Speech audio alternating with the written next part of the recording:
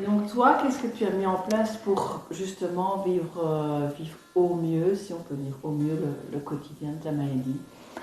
Alors, faut savoir que ce que je dis ici n'engage vraiment que moi et c'est des choses qui me font du bien à moi. Et donc, la première chose, c'est d'apprendre à se connaître et de savoir ce qui est juste ou pas pour soi.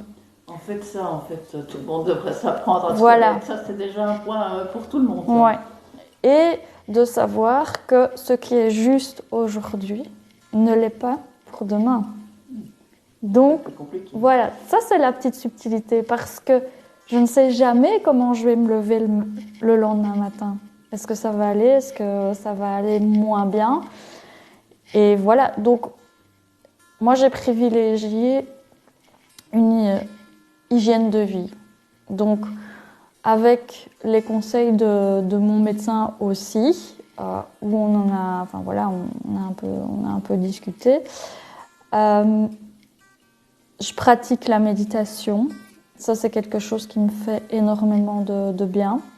Je pratique la cohérence cardiaque, mais il faut savoir que c'est quelque chose qui peut être bon à certains moments et moins bon à d'autres moments en fonction de comment on se sent et auquel stade on est.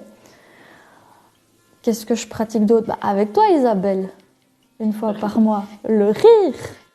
Voilà, parce que ça me permet de lâcher aussi. Et on a tellement besoin d'arrêter de se prendre au sérieux, finalement, parce que sinon, on est constamment dans la maladie aussi.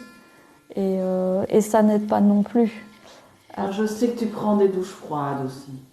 Oui. J'ai essayé personnellement, mais c'est quand même un peu dur. Voilà. Alors, tu vois, par exemple, pour le moment, comme je suis dans un état qui est un peu plus compliqué, je n'arrive pas à en prendre. Mais je sais que ça m'a fait beaucoup de bien dans mon quotidien. Je sais que ça a renforcé aussi mon immunité jusqu'à présent. J'ai pas été malade. Enfin, j'ai rien chopé de particulier. Qu'est-ce que ça m'a permis?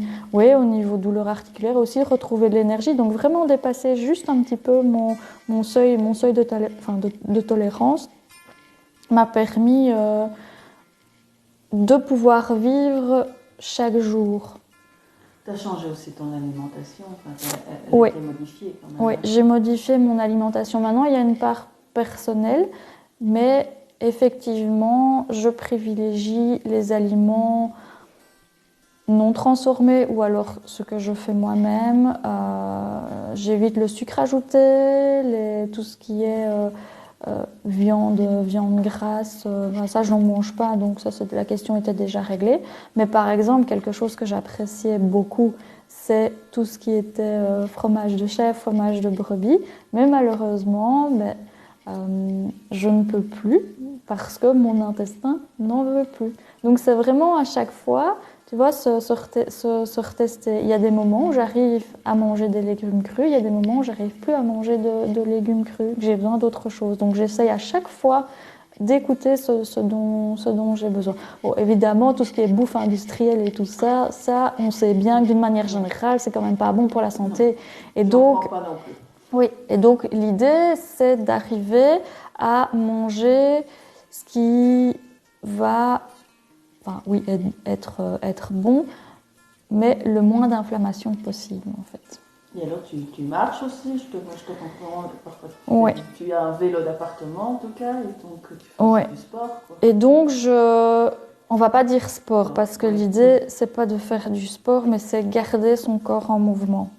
Donc, effectivement, ce qui me convient, et ça, c'est d'aller marcher parce que c'est hyper important pour moi, ce contact en fait avec la nature.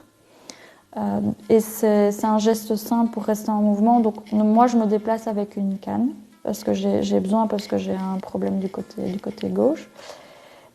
J'ai investi dans des bâtons de marche. Comme ça, ça me permet aussi de rester en mouvement dans tout mon corps et d'être bien stable au niveau de l'équilibre. Oui, j'ai un vélo d'appartement, donc quand il fait mauvais, quand il fait dégueu, un petit tour de vélo et hop hop.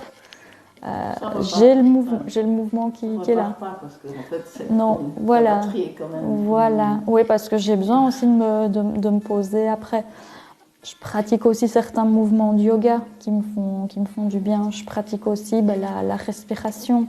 Et quand je ne sais pas faire de cohérence cardiaque, déjà rien que le fait de pouvoir inspirer et expirer de manière calme et posée, ben voilà, c'est quelque chose qui me fait du bien. En fait, je privilégie ce qui me fait du bien. Donc, ce que moi je fais peut ne pas être juste pour une autre personne. Et donc ça, il faut aussi en être conscient. C'est qu'il n'y a pas de baguette magique.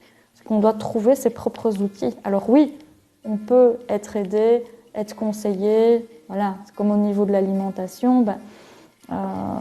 Ça peut être intéressant d'aller voir une nutrithérapeute, par exemple, pour faire le point sur ce qui est juste ou pas pour soi.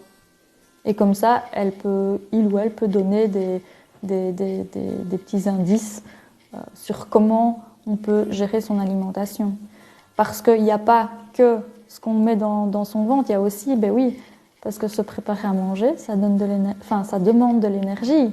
Donc du coup, comment est-ce qu'on peut se faciliter un maximum la vie dans ces gestes du quotidien pour garder le maximum d'énergie? Tout ça, c'est compliqué, hein? C'est un chemin.